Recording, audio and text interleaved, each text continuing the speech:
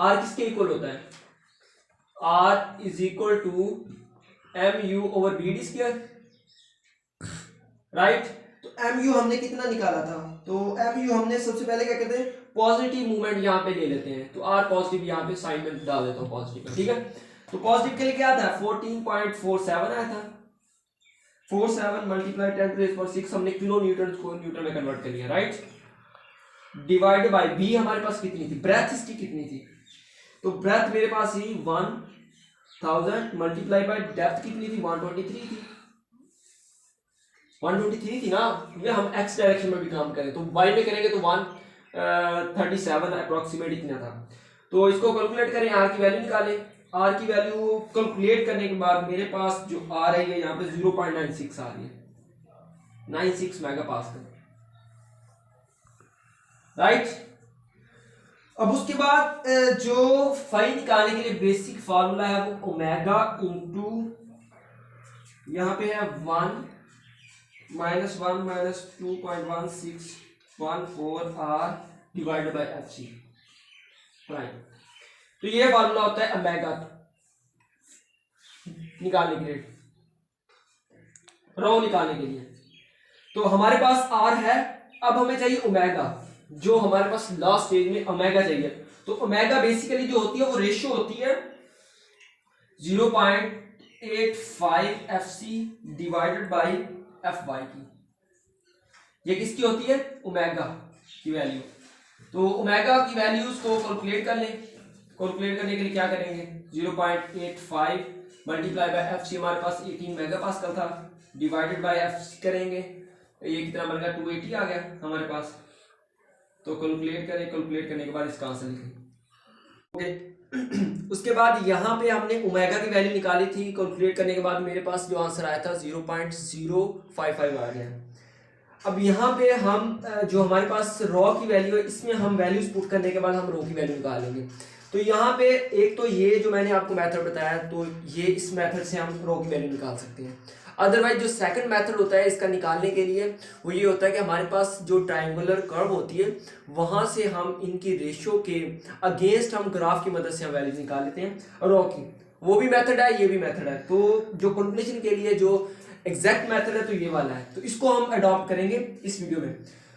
उसके बाद यहाँ पे अब वैल्यूज पुट कर देते हैं, हम वैल्यूज इसकी पुट कर देते हैं रो की, इज इक्वल टू ओमेगा मेरे पास कितना है 0.555 ब्रैकेट स्टार्ट 1 -1 -2.1614 आर की वैल्यू जो मेरे पास आई थी, आर की वैल्यू कितनी आई थी, आर की वैल्यू मेरे पास जो थी यहाँ पे 0.96 थी,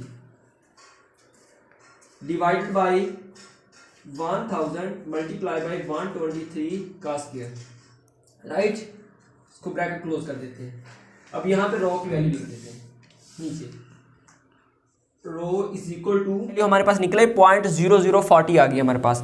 तो अब वैल्यूज एरिया ऑफ स्क्रीन निकाल लेते हैं, a S is equal to rho b d is equal to rho हमारे पास कितना है 0.0040 मल्टीप्लाई बाय ब्रेथ इसकी कितनी है 1000 मल्टीप्लाई बाय हमारे पास डेप्थ कितनी है 123 थी, तो 123।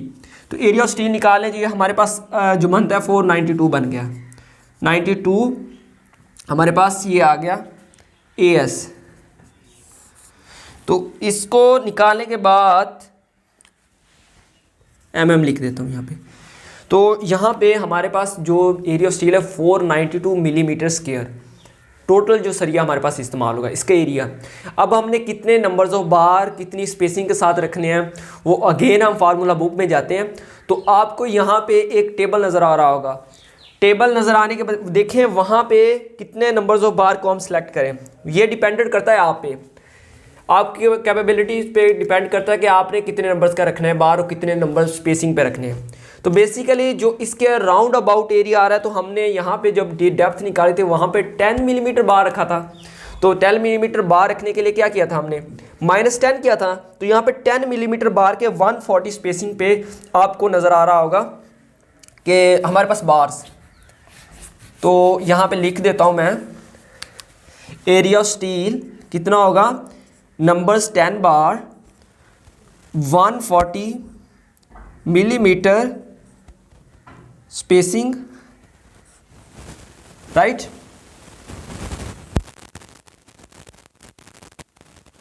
डायरेक्शन में नंबर्स 10 का बार और 1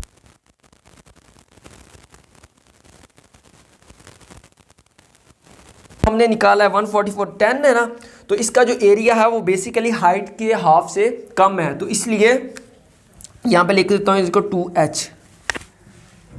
इसके ट्वाइस जो है उसके 2 डेप्थ के ये कम होना चाहिए स्पेसिंग। तो हमारे पास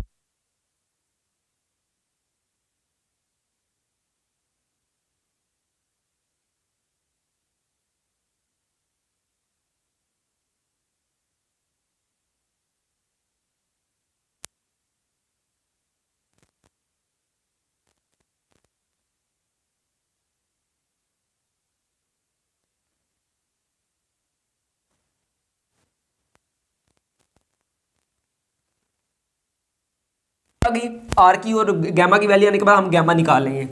गैमा निकालने के बाद इज इक्वल टू कर देंगे A S is equal to rho B D कर देंगे, राइट। तो हमारे पास वो रॉ और बी डी कितना आएगा, वो कैलकुलेट करने के बाद 0.0040 multiply by 1000 multiply by depth हमारे पास ये वाली कितनी आएगी 123, ठीक है। तो इसको कैलकुलेट करें तो ये मेरे पास बन जाएगा 566। तो इसकी स्पेसिंग निकालें तो अगर हमारे पास 26 मिलीमीटर स्क्वायर एरिया हमारे पास आ गया नेगेटिव मूवमेंट की तरफ। अब अगेन उसी टेबल आपको नजर आ रहा होगा, तो टेबल में देखें कितने नंबर्स ऑफ बार कितनी स्पेसिंग पे रखें। तो अगेन यहाँ पे आपको 10 नंबर्स ऑफ बार जो है वो यहाँ पे एट द रेट 120 मिलीमीटर से स्पेसिंग पे रखने पड़ेंगे। तो ये नेगेटिव मूवमेंट के लिए आ गया। तो हमने यहाँ पे 2 तरह के एरियाज फाइंड कर लिए, ये आपको नजर आ रहा होगा यहाँ पे। ये हमारे पास पॉजिटिव मूवमेंट के लिए एरिया ऑफ सिटी निकाला है, ये नेगेटिव मूवमेंट के लिए एरिया ऑफ सिटी निकाला है। यानी कि यहाँ पे 10 नंबर्स ऑफ बार 140 की स्पेसिंग पे आएंगे, यहाँ पे 10 नंबर्स ऑफ बार 120 की स्पेसिंग पे आएंगे। तो ये हमारे पास जो था एक्स डायरेक्शन का पोर्शन हमने कंप्लीट कर लिया है। अब इसके बाद इंशाल्लाह नेक्स्ट वीडियो में हम वाई डायरेक्शन पैनल का इसका स्टील डिज़ाइन कर लेंगे।